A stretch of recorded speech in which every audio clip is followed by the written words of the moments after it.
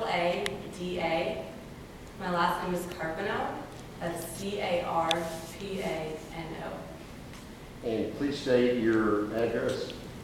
My address is 5007 Farmland Road, Charlotte, North Carolina, 28226. And you are a due customer. Yeah.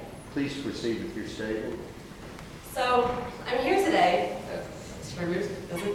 I'm here today as a local school teacher and a representative of the Charlotte Environmental Working Group of Charlotte.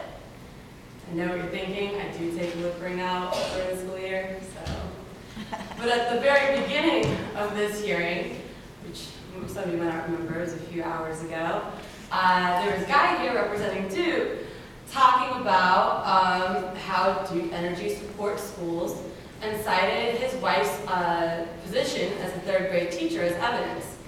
And this is kind of confusing to me because as a teacher in a neighborhood school of a low-income community, I see firsthand the negative impact of Duke Energy's policies on my community, which causes me to dedicate so many hours of my life to fighting the reliance on dirty energy that is harming both our current lives and our future.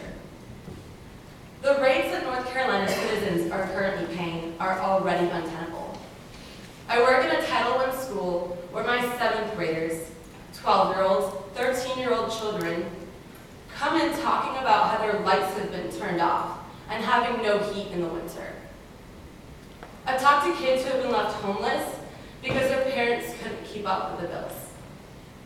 And too often, I hear the blame for these events falling on the victims. They're not working hard enough, as if working 3 minimum wage jobs is the easy life. Or they're not managing their money right, as if food, bills, rent are superfluous expenses. But can you blame children for going home from school to cold and darkness? Are you going to blame children for the asthma they develop because our air quality is among the worst in the nation? It seems to make a lot more sense to blame Duke Energy for its poor investments. Coal plants and nuclear power that is burning up children's lungs and burning out their future by creating unsustainable dependence on energy sources that are fast becoming obsolete. What kind of budgeting is that? If Duke Energy is playing by its own rules, then it seems like it's time to evict them. Time for Duke Energy to be left homeless on the street for poor spending decisions. If North Carolina kicks you out, then who's going to take you in? Bad decisions, poor investments, and the cost falls on us. We're hurting now, and the future Duke Energy is offering isn't looking any better. The tried methods that are being relied upon are not true. They are not working. They are costing us both directly through rate hikes and long-term through the drastic dangers that we face from climate change. And the point we're making here today is not just an argument for lower bills. It is the people of North Carolina crying out against a broken system that we have been bound to, which is doomed for self-destruction. We are left paying more for Duke Energy's decision to blatantly ignore logic and science. Our money is being sunk into paying for the very coal plants and fracking technologies which are polluting our air and water. And I'm not quite an economist, but I struggle to understand how this could be considered a tenable business model. How can you look us in the face and talk to us about raising rates when really you should be offering us better than 3% renewable? Try again. Try 100% sustainable, cost-effective energy.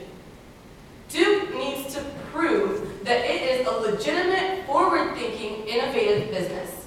Because right now, it's a freeloader on the hard-working, tax-paying citizens of North Carolina. I'm just being real, but on the flip side, Duke's mission is to bring light to people.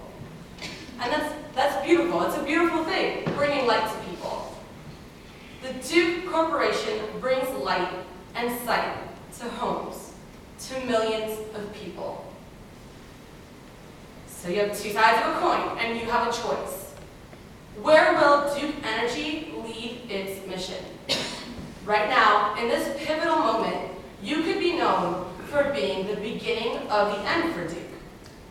Those who used up the last of the reserves to turn a quick dollar, leaving people on the street and in the dark in the process. But Duke Energy could be the leader of a business model which provides for the needs of its consumer base, who invests in revolutionary technologies which will take us into a cleaner, brighter future. Renewable light is, by definition, endless light. And my students today are 12 years old. Where will they be in 20 years? Where will their children be? Will they be coming home from school to the dark? Or will they be doing their homework by the light? I'm here on their behalf, asking you to reject the proposed rate hikes. Make a commitment to cost-effective energy efficiency and renewables. Keep us in the light. Thank you.